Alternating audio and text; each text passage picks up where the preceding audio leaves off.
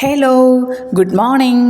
അങ്ങനെ നമ്മുടെ നന്ദുവിനെ കാണാനായിട്ട് അനി നന്ദനം വീട്ടിലേക്ക് എത്തിയിട്ടുണ്ട്. പുറത്ത് നിന്നിട്ട് നന്ദുവിനെ ഫോൺ വിളിക്കുകയാണ്. അപ്പോൾ നന്ദുവിൻ്റെ ഫോൺ റിങ് ചെയ്യുന്നുണ്ട്. അപ്പോൾ നന്ദു ഫോൺ എടുക്കാൻ കൂട്ടാക്കുന്നില്ല.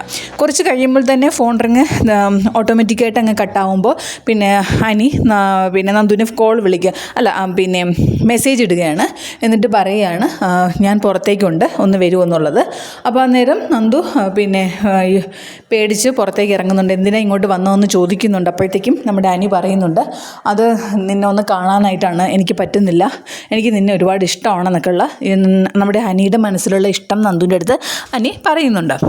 എന്നിട്ട് പറയുന്നുണ്ട്, തിരിച്ച് എനിക്കും അറിയാം നിനക്ക് ഇഷ്ടമാണെന്നുള്ളത്. എൻ്റെ നയനേട്ടത്തെയും നവ്യേട്ടത്തെയൊക്കെ അവിടെ വരുന്നത് പോലെ അനന്തപുരിയിലേക്ക് നീയും വരണമെന്ന് എൻ്റെ ആഗ്രഹം എന്നൊക്കെ പറയുമ്പോൾ നമ്മുടെ നന്ദു അത് തടസ്സപ്പെടുത്തുന്നുണ്ട്. അത് പറ്റത്തില്ല, അങ്ങനെയൊന്നും പറയരുത്, അനിയുടെ കല്യാണമൊക്കെ ഫിക്സ് ചെയ്ത് വെച്ചിട്ടുണ്ട്, അപ്പോൾ പിന്നെ അങ്ങനെയൊന്നും സംസാരിക്കുന്നത് ശരിയല്ലല്ലോ എന്നൊക്കെ നമ്മുടെ നന്ദുവും പറയുന്നുണ്ട്. എന്നിട്ട് പറയുന്നുണ്ട്, നീ പൊക്കോ, അച്ഛൻ ഇറങ്ങി വന്നാൽ എനിക്ക് പ്രശ്നമാകും, മാത്രമല്ല എന്നെ തല്ലുകയും ചെയ്യും, വെറുതെ അച്ഛനെ അമ്മയും ഇതൊന്നും അറിയിക്കണ്ട, നീ ഇതാരോടും പറയാനും നിൽക്കണ്ട. എന്നിട്ടപ്പോൾ നമ്മുടെ അനി ചോദിക്കുന്നുണ്ട്, ഞാൻ അതിനിടത്തിയോടെ എല്ലാം പറഞ്ഞോട്ടേന്ന്, അത് പാടില്ല, നീ ചോദിക്കരുത് എന്നൊക്കെ നമ്മുടെ ചോദിക്കാനോ പറയാനോ ഒന്നും പാടില്ല എന്ന് നന്ദുവും പറയുന്നുണ്ട്. എന്നിട്ട് നീ പൊക്കോ എന്ന് പറഞ്ഞ് അനിയെ പറഞ്ഞു വിടുകയാണ് നന്ദു. എന്നിട്ട് നന്ദു തിരിച്ച് ആരും കാണാതെ അകത്തേക്ക് കയറുകയാണ്. ആ സമയത്ത് നമ്മുടെ കാണിക്കുന്ന ജലജയും കനകദുർഗയും കൂടി ഒരു കിടന്നുറങ്ങുന്ന സമയത്ത് ബെഡിൽ കനകദുർഗയുടെ ഉറക്കം കണ്ട് ജലജയ്ക്ക് ദേഷ്യം വരുന്നുണ്ട്. അപ്പോൾ ജലജ പറയുന്നുണ്ട്, ഇവളിങ്ങനെ ഉറങ്ങി ശരിയാവത്തില്ലല്ലോ എന്നും പറഞ്ഞ് ഭയങ്കരമായിട്ട് ജലജ ഉറങ്ങുന്ന രീതിയിൽ കൂർക്കം വലിച്ച് കാണിക്കുകയാണ്, അഭിനയിച്ച് കാണിക്കുകയാണ്. നന്നായിട്ട് കൂർക്കം വലിക്കുന്നു. ആ സൗണ്ട് കേട്ടുകൊണ്ട് നമ്മുടെ കനകദുർഗ ഉണരുന്നുണ്ട്.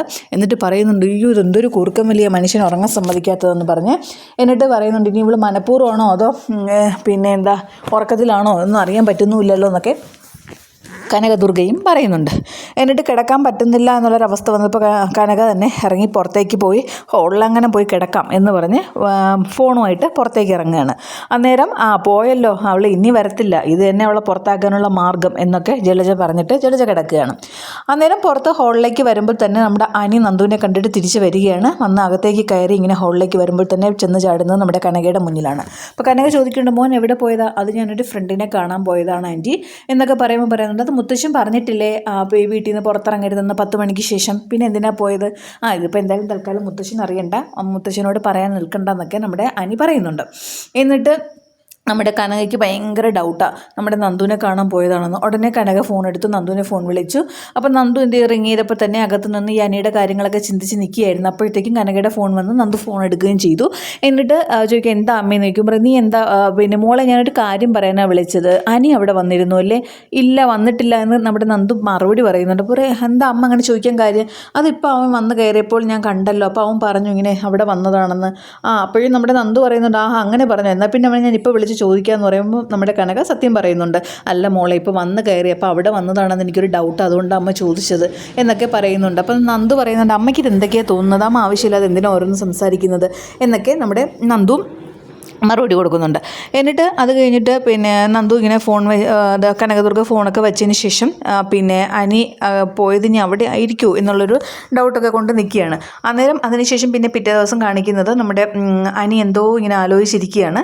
അനി ആലോചിച്ചിരിക്കുന്ന സമയത്ത് നമ്മുടെ അനിയുടെ അമ്മയും അച്ഛനും അങ്ങോട്ടേക്ക് വരികയാണ്. എന്നിട്ട് പറയുകയാണ്, ഇന്ന് നീ എല്ലാം മറന്നുപോയി, ഇന്നോട്ട് കല്യാണം വിളിക്കാനുള്ളതല്ലേ, നീ എന്താ ഇറങ്ങാത്തത്, വാ റെഡിയായി വാ. അപ്പോൾ പറയും, ഞാൻ വരുന്നില്ല എന്നിങ്ങനെ പറയുമ്പോൾ എനിക്ക് പോകാനുള്ള മനസ്സൊന്നുമില്ല. അപ്പോൾ അനിയുടെ അമ്മ തന്നെ പറയുന്നുണ്ട്, ഇന്ന് നയനയുടെ വീട്ടിൻ്റെ അടുത്ത് കുറച്ച് ബന്ധുക്കളുണ്ട്, അവരെയും വിളിക്കണം, പിന്നെ നയനയുടെ വീട്ടിലൊന്ന് കയറണം എന്നൊക്കെ പറയുകയാണ്. അപ്പം എനിക്കത് സന്തോഷവും, എന്നാൽ പിന്നെ ഞാനും കൂടി വരാം എന്ന് പറഞ്ഞ് അനി പോകാൻ ഇറങ്ങുമ്പോൾ നമ്മുടെ നയനയും അവിടെ എത്തും.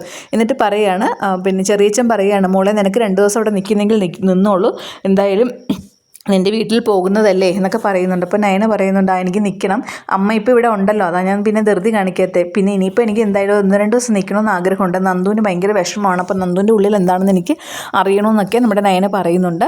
അപ്പോൾ എന്നിട്ട് നമ്മുടെ നയനയും അനിയും അനിയുടെ അമ്മയും കൂടി നന്ദനം വീട്ടിലേക്ക് പോവുകയാണ്. അപ്പോൾ അന്നേരം നമ്മുടെ ഗോവിന്ദനും നന്ദുവും തമ്മിലുള്ള സംഭാഷണമാണ്. എന്നിട്ട് ചോദിക്കുന്നുണ്ട്, മോളെ ഇന്നലെ അനി ഇവിടെ വന്നിരുന്നോന്ന്? ഇല്ലച്ച വന്നിട്ടില്ല, എന്താ കാര്യം, അത് നിൻ്റെ അമ്മ എന്നോട് ഇങ്ങനെ രാവിലെ വിളിച്ചപ്പോൾ പറഞ്ഞിരുന്നു വന്നോന്നൊരു സംശയമാണെന്ന്. അപ്പോൾ പറയും ഇല്ല അച്ഛാ വന്നിട്ടില്ല എന്നൊക്കെ പറയും. എന്നിട്ട് നന്ദു അങ്ങ് അകത്തേക്ക് പോകുന്നുണ്ട്. പിന്നെ കാണിക്കുന്ന നമ്മുടെ നയനയും അനിയും അനിയുടെ അമ്മയും കൂടി നമ്മുടെ നന്ദുവിൻ്റെ വീട്ടിൽ ചെല്ലുന്നതാണ് കല്യാണം പറയാനായിട്ട്. അപ്പോൾ ഗോവിന്ദന് നല്ല സന്തോഷമാവും നയനെ കാണുമ്പോൾ. നയനെ ചെന്ന് ആ മോളെ എന്നൊക്കെ പറഞ്ഞ് ഭയങ്കരമായിട്ട് സ്നേഹത്തോടെ ഇങ്ങനെ കെട്ടിപ്പിടിക്കുന്നുണ്ട്. അപ്പോഴത്തേക്ക് ഇവർ എല്ലാവരും ഉണ്ടല്ലോ എന്താ വിശേഷം എന്നോ ചോദിക്കുമ്പോൾ പറഞ്ഞ് ഞങ്ങൾ കല്യാണം പറഞ്ഞെത്തിയതാന്ന്. അപ്പം അന്നേരം നയന പറയുന്നുണ്ട് അച്ഛൻ ഞാൻ 2 ദിവസം ഇവിടെ ഉണ്ടാകും, എന്തായാലും എനിക്ക് പിന്നെ എന്തായാലും ഗോവിന്ദനും അനിക്കും അറിയാമല്ലോ നന്ദുവിൻ്റെ അനിയുടെ മനസ്സിൽ.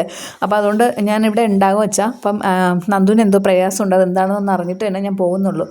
മുത്തശ്ശന് ഞാൻ അമ്മായിയോട് പറയണ, അതായത് ആദർശേട്ടൻ്റെ അമ്മയോട് ഞാൻ പറയാൻ നിന്നിട്ടില്ല, ചിലപ്പോൾ വിട്ടില്ലെങ്കിലോ, അതുകൊണ്ട് മുത്തശ്ശിയാണ്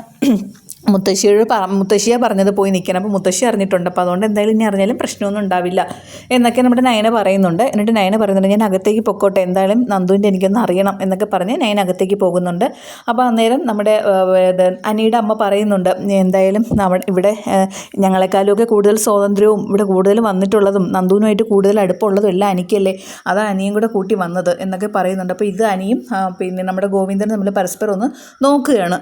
കാര്യം ഇവർക്കറിയാമല്ലോ കാര്യങ്ങൾ. വന്നിട്ട് പറയുകയാണ് പിന്നെ ഞങ്ങളിങ്ങനെ കല്യാണം പറയാൻ വന്നെങ്കിലും വേറെ കുഴപ്പമൊന്നുമില്ല, അനിയുടെ അച്ഛൻ അവിടെ ഇല്ല, അവർ ബന്ധുക്കളെയൊക്കെ വിളിക്കാൻ വേറെ കുറച്ച് ബന്ധുക്കളെ വിളിക്കാനായിട്ട് ഇറങ്ങിയിട്ടുണ്ട് എന്നൊക്കെ പറഞ്ഞ് നിൽക്കുന്നതാണ്. അപ്പോൾ ഗോവിന്ദൻ അനി ഇങ്ങനെ പരസ്പരം നോക്കി നിൽക്കുന്നതാണ് നമ്മളിന്ന് കാണിക്കുന്നത്. ഓക്കെ, അപ്പം എല്ലാവരും എൻ്റെ ചാനൽ കാണണം, ലൈക്ക് തരണം, കമൻറ്റ് തരണം, പിന്നെ സബ്സ്ക്രൈബും ചെയ്യണം. Okay, thank you.